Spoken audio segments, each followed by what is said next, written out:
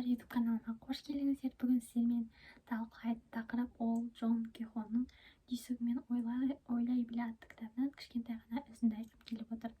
Яғни бұл өзіңізге қарсы бағытталған сендірулерден аулақ болыңыз деп аталады.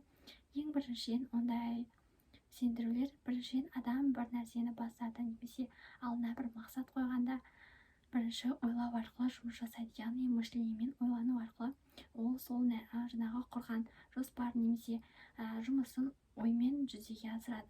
Ең біріншіден ондай жаңағы қарсы бағытталған сенімсіздіктерге мыналар жатады. Біріншіден мен бұны жасай алмаймын, бұл менің қолымнан келмейді.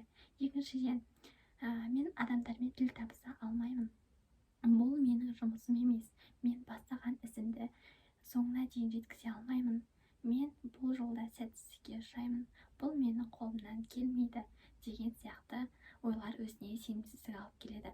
Яғни достар, айтқым келгені, бұндай ойлардан әрдайым өзіңіздің арманыңызға, мақсатыңызға жету жолда бұндай ойлардан әрдайым аулақ болуыңыз керек.